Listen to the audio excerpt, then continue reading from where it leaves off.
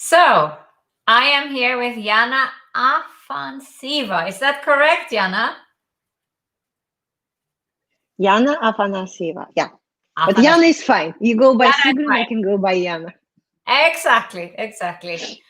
I'm very excited to have here on the show. We took a little break for a couple of weeks, and now we're back on, and you are here with me to talk about what's been going on for you during this weird year of 2020, and take us back to beginning of March, what was going on in your life and business, and then take us through what actions you took. Like, how did this impact your business or not impact your business? And what have you done about it?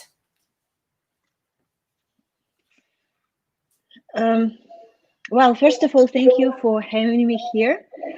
And very, very glad to be here and share my insights. So in the beginning of this year, when we just met and I joined your mastermind, I had a goal of doubling my business and essentially not necessarily making changes, but kind of continuing and expanding and amplifying what I do, which is helping fintech startups with the regulations and compliance and regulatory recognitions and all the legalities around that. Mm-hmm. And essentially, the challenge of this year has been to stick to the goal, but make adjustments and changes based on what we're seeing, what's happening, and what are the kind of needs and circumstances that we have to address. But the goal remains the same. Okay. And essentially, I would say what I learned this year is that it is very good when your business model is already flexible enough and agile enough and prepared so that you have the structure, the skills, the network, and the resources to adapt, let's say, to a digital or more digital way of doing business comparing to maybe what we used to have. Yeah. And how was your business prepared for this? So, for example, comparing to traditional consultants, I already had a structure where I was never paid by the hour. I never had to visit a client's office unless I wanted to. I had clients from Japan, Singapore, Argentina, and Europe and Africa. I was used to sharing information online, making decisions online, signing up clients online, solving conflicts online, hiring, firing, everything, right? Even talking to the banks, to the central banks, to the regulators online. So in that sense, I didn't have to make any changes, and my clients were ready for this style of doing business.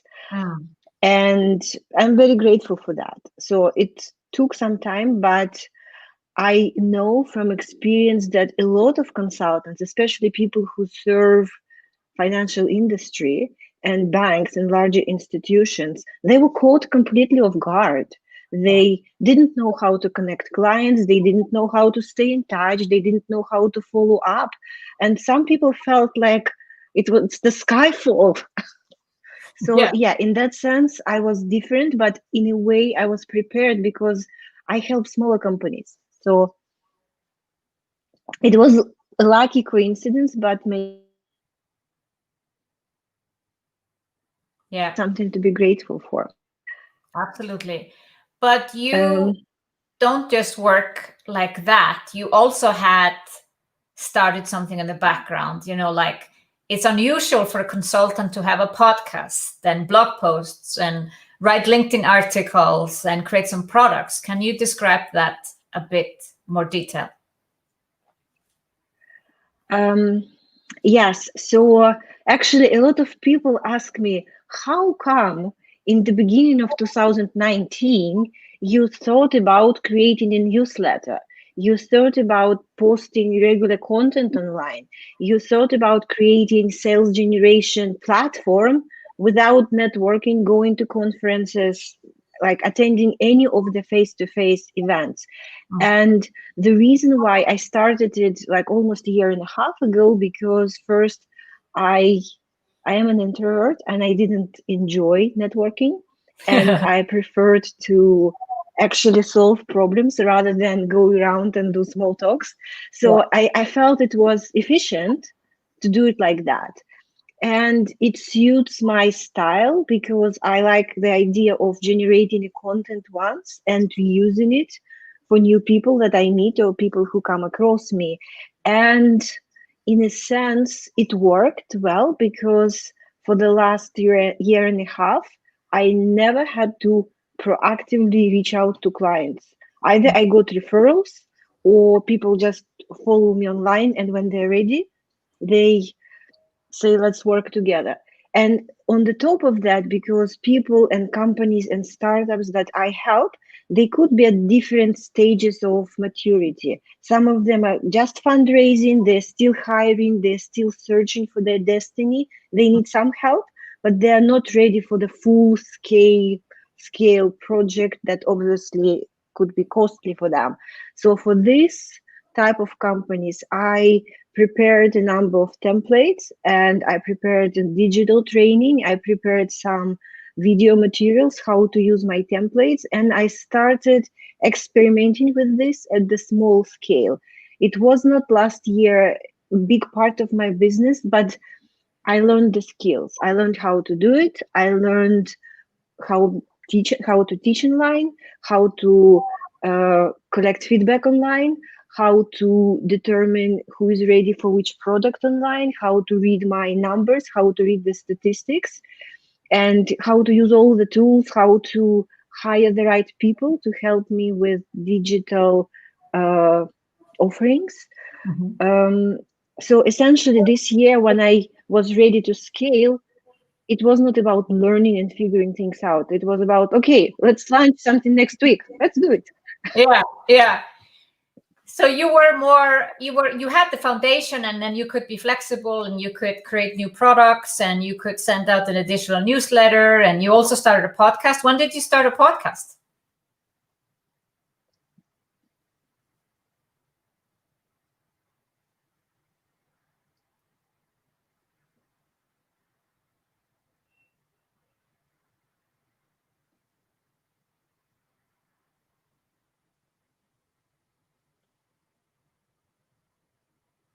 There is a certain delay here on the call where Yana is probably not hearing my question. When did you start a podcast? Yes, so I don't know if it's me.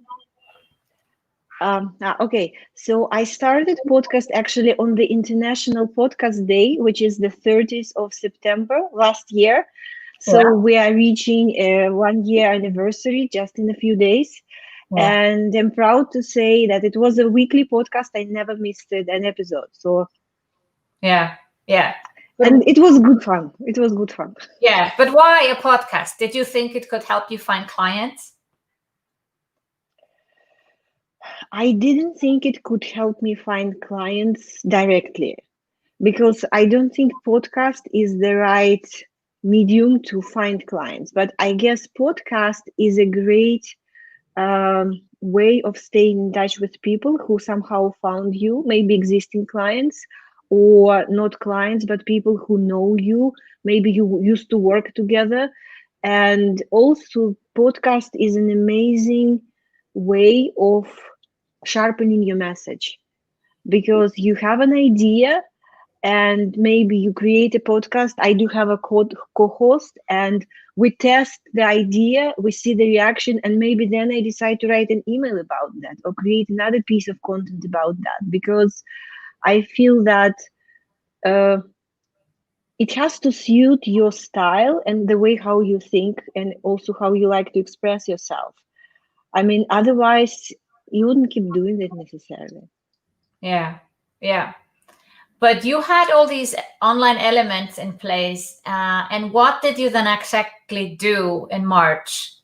Did you immediately take some action that, you had the foundation, but what did you do with that foundation when, there was the shutdown and everything changed? Actually, it's kind of funny because I didn't do anything specific.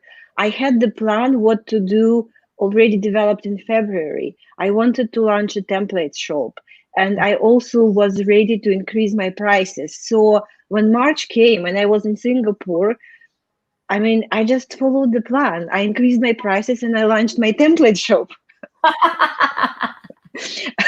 So, of course, at the time when, because you remember how it was, a lot of people got their flights canceled. A lot of people didn't know whether they would get their money back from all the, trips and reservations. And people also didn't know if I booked directly with the airline or if I booked with Expedia or, booking.com, who is responsible for refunding me? What do I do? What are my rights? So I tried to be helpful in a sense that I posted a few pieces of content about consumer rights because people seriously didn't know what to do or what they can expect. And obviously not every airline and not every hotel respected that, but I mean, at least people were searching for this information. So I was trying to be helpful. And at the same time, I felt that through this immediate reaction to something that people clearly needed, and I knew the answers, I was able to reach more people. Yeah, you kind of took the opportunity. We call it newsjacking, I think it's called, when something is happening in the world and it's coming in the news, and you take the opportunity to create content around it. Yes, but also I felt that the reason why I don't necessarily like newsjacking strategies because they often amplify fears, or they often they make people even more scared or angry or upset. And we'll learn from some other subsequent events that that's not necessarily a good idea. But if you use this opportunity to actually calm people down and say, well, it's not a huge thing. This is what you can do. These are your rights. This happened before. This is what you can explore. This is the language you could use. This is the law you could read. Actually, I feel it serves the purpose of restoring kind of order. Yes. And rational and not necessarily panicking perception of the world, but also it helps. Yeah. So would you say that you could just follow your plan and there was no or very little impact on your business? Well, I do feel that it was a very impactful year, but because of the industry where I am in, I don't necessarily know if this is directly related to what's happening this year. But I do feel a lot of people, regardless of the industry, they have been quite stressed. And because of that, a lot of people made some radical decisions and changes about their businesses. For example, if somebody wanted to fire somebody, they just went ahead and they used the opportunity to do that. If some relationships were not strong enough, or whether there was a conflict, it just got bigger. And a lot of business relationships broke up because of that. So I do feel there was a strong reaction, but it was more because of the stress people experienced and kind of common desire to have a clean slate, to start over, to change something and feel fresh. And that I definitely experienced. I lost a couple of business relationships that were important to me, relationship wise and revenue wise. But at the same time, I had a lot of new opportunities that literally came out of nowhere. And what I also... Do you feel it helped that you were online, like people were able to find you versus a consultant that didn't have a good online presence? Absolutely. I didn't ask for anything. So people who reached out I never asked for referrals. They already knew me. Either they followed me and simply there was an opportunity for them to start, and or somebody told them about me and they said, hey, I looked you up and there is so much that I learned. It seems that you're exactly what we're looking for. Can we please talk? Yeah. So now you lost clients, but you gained clients. So overall, would you say the compliance business is recession proof? I feel it's not necessarily recession proof because a lot of startups experience delays with funding, for example. A lot of investors, they're not necessarily rushing into new investments, right? And a lot of regulators also took time to address the more immediate, I would say, concerns that they have. So therefore, they didn't necessarily look at new applications that fast. But in financial industries, big decisions take a year to 2 years. So in that sense, the products that you want to launch next year, you had to start last year anyway. So if you have this long-term thinking, your mindset wouldn't be that impacted by, let's say, 6 months impact of Corona, or I don't know, however long it's going to take. Yeah. Well, it's probably going to take us a little bit longer. Do you Still counting? Yeah. Well, crossing fingers. Do you think it will hit next year? Because you say there's a certain delay in the market. Or do you think, let's say we have a vaccine next year, people will have the positive mindset, like the investors will be positive, and then they will be able to just kick it off again? So I do see some entrepreneurs and investors acting now, and they're actually the ones who are hiring me. And I also see smaller startups who are, still scrappy and like young, and they're totally recession proof. They're, inventing the next big thing in their garage or basement or attic or wherever right now. And actually they are using my templates because maybe they cannot afford right now large, consulting companies. But I do see a lot of stress and delayed decisions with larger organizations. They cancel all the non-essential projects. For example, something to do with innovation or automation or even like artificial intelligence or something else that they considered non-essential. And because of this, there is definitely a domino effect in some industries who serve larger financial institutions. People are canceling bonuses, people are not hiring, and that will definitely impact consumer confidence. And obviously travel is down, and travel is a big, foreign exchange is down, and this is a big revenue stream for financial industry. Yeah. So how do you view the next normal or the next steps for you? Positive, negative, medium? I am actually positive, very much so, because comparing to last year, my business has still grown. I already were in September, I exceeded my last year revenues. Fabulous. And my digital business has quadrupled so far. I mean, it wasn't that high last year, but still there is growth there and there is traction. So I'm hopeful, even though maybe it's somehow insensitive to say so, but at the same time, I feel proud, and I also feel that a lot of people are now searching for positive examples because they don't want to have this victim mentality. They don't want to have this, to be at the effect of events for so long. Okay, yeah, we were taken aback maybe for a couple of weeks, couple of months, but people who had drive and ambitions and goals and some ideas how they want to be in the driver's seat of their lives, they come back. Yes, they do.